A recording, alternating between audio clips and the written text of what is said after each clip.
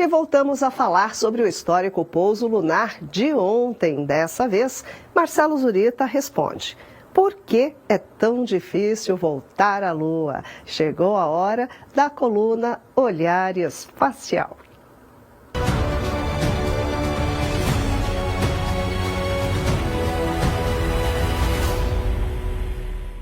Olá pessoal, saudações astronômicas. Na noite desta quinta-feira, o módulo lunar Odysseus fez da Intuitive Machines a primeira empresa privada a conseguir realizar um pouso suave na superfície da Lua, marcando o início de uma nova era da exploração do espaço. Entretanto, enquanto esperávamos ansiosamente pelo sinal de que a Odysseus havia pousado com segurança, aqueles eternos 15 minutos de tensão nos fizeram refletir sobre o quão desafiador é retornar ao solo lunar. Porque afinal uma conquista que pareceu tão grandiosa há mais de meio século ainda é tão complexa de ser repetida. Essa é uma questão intrigante, especialmente considerando todo o progresso tecnológico dos últimos 50 anos. Quando Neil Armstrong deu aquele pequeno passo para um homem, mas um grande salto para a humanidade, a internet ainda não existia, o computador mais potente da época não era páreo para um simples relógio de pulso atual, e aquele Nokia tijolão ainda precisaria de quase 30 anos para ser inventado. Mesmo assim, mandamos o homem para a Lua, e hoje, com toda a tecnologia, automação, inteligência artificial e o escambau, ainda temos dificuldades para pousar uma nave não tripulada em nosso vizinho espacial. Por que voltar à Lua parece ser tão difícil? Na verdade, nunca foi fácil chegar à Lua. Nos anos 60, enfrentar os enormes desafios impostos por uma viagem inédita rumo ao desconhecido era uma tarefa monumental. Quando, em 1962, o presidente John Kennedy anunciou em discurso que os americanos enviariam um homem para a Lua até o final daquela década, mal sabíamos os efeitos da falta de gravidade e da exposição à radiação cósmica para o organismo humano. Estávamos apenas dando os nossos primeiros passos rumo ao espaço e não tínhamos sequer um foguete com a capacidade de enviar uma nave à Lua, nem mesmo um projeto de um módulo lunar. Entretanto, Kennedy proporcionou aos engenheiros da NASA tudo o que eles precisavam para transformar aquele sonho distante em uma épica realidade. Uma grande motivação e um orçamento praticamente ilimitado. Estima-se que somente o programa Apollo tenha custado mais de 25 bilhões de dólares para o governo americano. Se considerarmos a inflação dos últimos 50 anos, essa cifra superaria os 180 bilhões de dólares. Um valor quase tão grande quanto a fortuna de Elon Musk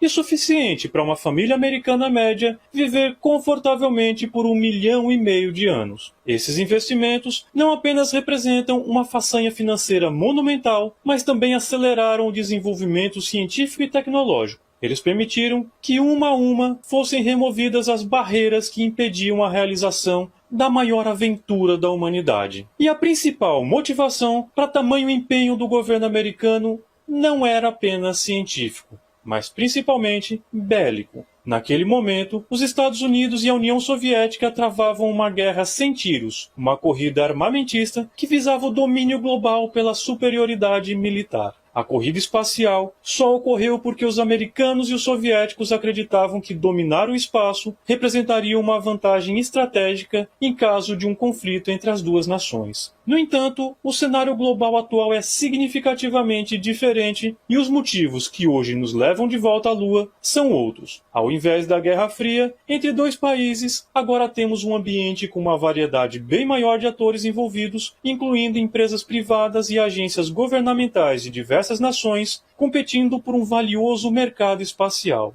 Mas há também uma notável cooperação entre esses atores para alcançar objetivos comuns. Tudo isso deveria facilitar ainda mais as coisas, mas algo que foi um dos principais impulsionadores da corrida espacial, o orçamento, hoje é consideravelmente mais limitado. E precisa ser assim. Afinal, os altos custos das missões espaciais foram alvo de diversos protestos nos Estados Unidos e foi um dos principais motivos do fim do programa Apollo. Hoje, tornar as viagens espaciais mais baratas é o principal desafio dessa nova corrida espacial e um caminho sem volta para tornar a exploração do cosmos mais sustentável e permanente. E sabe como reduzir os custos de missões tão complexas como a viagem à Lua? Com muita tecnologia. A Odysseus é um exemplo disso. Com a utilização de materiais mais leves e resistentes, um motor construído em uma impressora 3D e um sistema inteligente como o de pouso autônomo, permitiram a Intuitive Machines realizar um pouso suave na Lua com um orçamento de apenas 118 milhões de dólares. Claro, é uma nave bem menor e não tripulada, mas apenas uma pequena fração dos cerca de 10 bilhões que custava uma missão Apollo. No entanto, é importante ressaltar que todo desenvolvimento tecnológico envolve uma série de testes e muitas vezes falhas.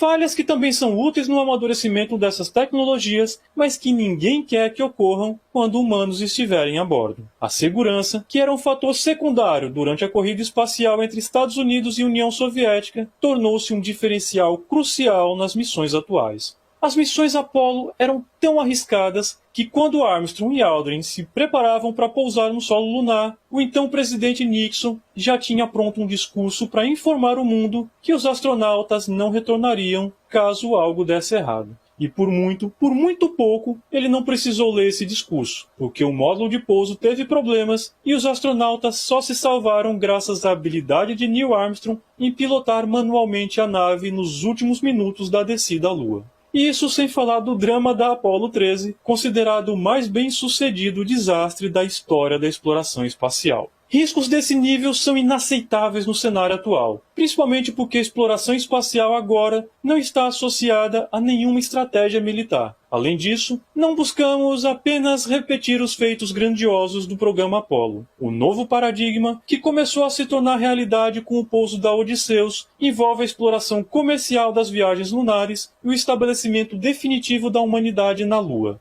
através de bases orbitais e em solo. A redução dos custos dessa viagem também abre espaço para a possibilidade de voos turísticos para o nosso satélite natural. Retornar à Lua não é uma tarefa fácil, mas a principal dificuldade no momento é fazer isso se adequando às realidades do novo mercado espacial, envolvendo uma cooperação global, empresas privadas, novas tecnologias, baixos custos, altos níveis de segurança e objetivos muito mais ousados. E a partir do momento em que tudo isso for realidade e que estivermos estabelecidos em solo lunar, estaremos prontos para o nosso mais ambicioso desafio, onde a Lua serviria de entreposto, uma parada obrigatória para fazer um lanchinho, abastecer os foguetes e partir para Marte, onde a humanidade se tornará definitivamente uma sociedade interplanetária. Bons céus a todos e até a próxima!